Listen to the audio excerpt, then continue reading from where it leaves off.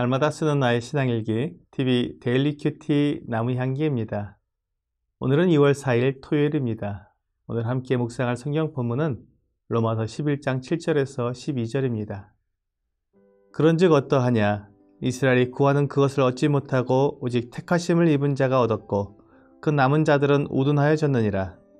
기록된 바 하나님이 오늘까지 그들에게 혼미한 심령과 보지 못할 눈과 듣지 못할 귀를 주셨다 함과 같으니라. 또 다윗이 이르되 그들의 밥상이 올무와 덫과 거치는 것과 보응이 되게 하시옵고 그들의 눈은 흐려 보지 못하고 그들의 등은 항상 굽게 하옵소서 하였느니라.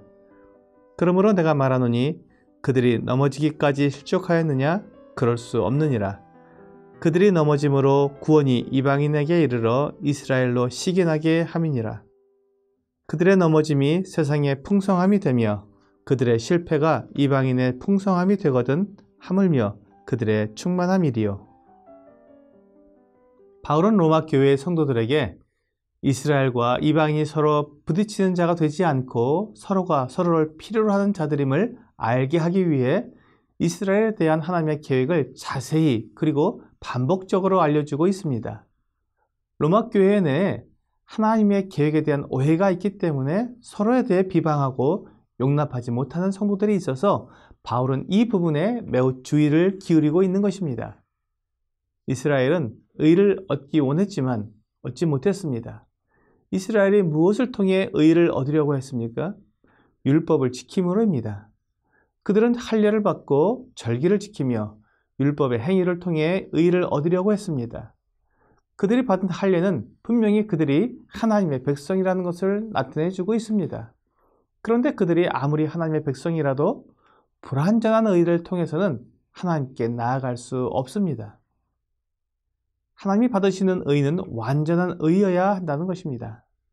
하나님은 완전한 의를 원한다고 이스라엘 백성들에게 반복해서 말씀해 주셨습니다. 하지만 이스라엘 백성들은 그것을 이해하지 못했습니다. 그래서 더 율법을 잘 지켜서 그 완전한 의를 얻을 수 있도록 더 노력을 했습니다. 하지만 그들이 노력하면 할수록 하나님의 율법을 지키면 지킬수록 더 하나님의 완전하심에 이르지 못하는 것을 깨닫게 되었습니다.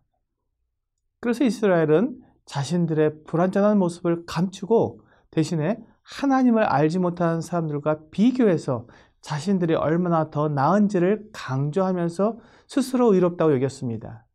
결국 그들은 하나님이 말씀하시는 완전한 의를 얻지 못한 채 하나님으로부터 멀어진 것입니다. 엘리야의 예를 통해서 본 것처럼 하나님을 위한 사람들이 아무도 없는 것 같았지만 바알에게 무릎 꿇지 않은 사람 7,000명이 남아 있었습니다. 그들이 하나님을 믿고 바알에게 무릎을 꿇지 않았기 때문에 은혜를 입었습니다. 그들은 믿음으로 은혜를 입은 것입니다. 그들이 스스로 완전하지 못했지만 하나님의 은혜로 완전한 자가 된 것입니다. 이와 마찬가지로 예수님께서 부르신 자들은 갈릴리의 어부들이나 세리와 같은 자들이었고 가난한 백성들이나 어린아이 그리고 여인들이 예수님을 따랐습니다. 그들의 모습에서 완전함을 찾아보기는 어렵습니다. 하지만 그들이 예수님을 믿고 따랐을 때 약속하신 성령님을 받았습니다. 성령님이 임하시는 것은 완전함이 없이는 이루어질 수 없습니다. 어떤 사람에게 성령님이 임하시는 것은 그가 하나님의 사람이며 하나님께서 완전케 하신 사람이라는 뜻이 됩니다. 하지만 그 모습을 본 이스라엘 사람들은 오히려 믿는 사람들을 박해했고 심지어 죽이기까지 했습니다. 그들의 마음이 어두워진 것입니다. 이스라엘 백성들이 가진 고집스러운 그 믿지 않는 마음이 그들에게 혼미한 심령과 보지 못할 눈과 듣지 못할 귀를 가지게 한 것입니다. 하나님께서 그들로 하나님의 계획을 알게 하셨지만 교만과 고집이 그들의 마음과 눈과 귀를 닫게 만든 것입니다.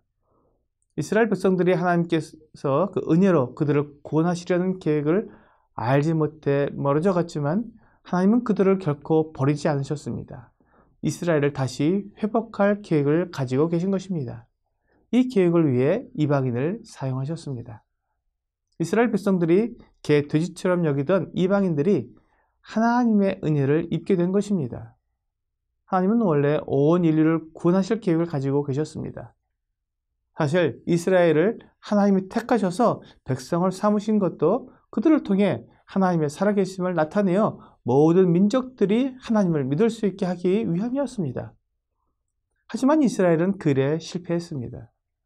그런데 하나님께서 이번에는 반대로 이방인을 통해 이스라엘을 구원하시는 것입니다. 이스라엘이 버림받게 되어 이방인에게 하나님의 은혜가 주어진 것입니다. 하지만 이것은 하나님께서 이스라엘을 버리기 위해서가 아니라 이스라엘을 하나님께로 되돌리기 위한 것이었습니다. 그러니까 이방인들은 이스라엘을 무시하거나 비난하지 않아야 합니다. 이방인들이 복음을 듣고 믿어서 하나님의 은혜를 입었지만 그것이 이스라엘이 버림을 받아서 이루어졌던 것이었고 하나님은 결국 이스라엘을 회복시킬 것입니다. 이렇게 되면 이스라엘을 통해 이방인들에게 넘치는 복이 주어질 것입니다. 이스라엘이 하나님께서 원하시는 일을 하지 못해서 이방인들에게 이런 복이 임했는데 하나님이 원래 계획하신 대로 이스라엘이 하나님의 영광을 나타내어 이방인들에게 빛을 비추게 된다면 얼마나 많은 이방인들이 하나님께로 돌아오겠습니까? 이것이 하나님의 계획입니다.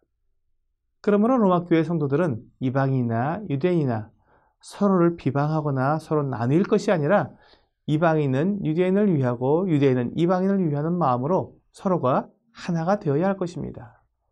이것이 바울이 로마교회 성도들에게 전하고 있는 하나님의 계획입니다. 오늘의 적용 질문을 보겠습니다. 사람들을 구원하기 원하시는 하나님의 계획을 나는 어떻게 이해하고 있습니까? 하나님께서 완전한 사람들을 구원하신다고 생각하면 우리는 하나님 앞에서 도저히 구원받을 수 없습니다.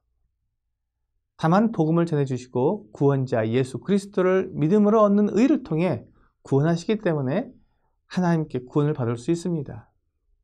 유대인이나 이방인이나 누구든지 은혜로 구원을 얻기 때문에 유대인이든 이방인이든 모두 하나라는 것을 고백합니다. 하나님은 유대인만 구원하기 원하시는 것이 아니고 이방인만 구원하기 원하시는 것도 아닙니다.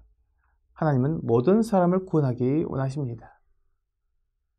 오늘 나와 다른 생각, 다른 견해를 가진 사람이라도 하나님께서 나를 사용하셔서 그 사람을 구원하기 원하신다는 것을 알고 겸손하게 은혜를 나누어 함께 하나님의 구원을 누리는 여러분과 제가 되기를 주 예수님의 이름으로 기도합니다.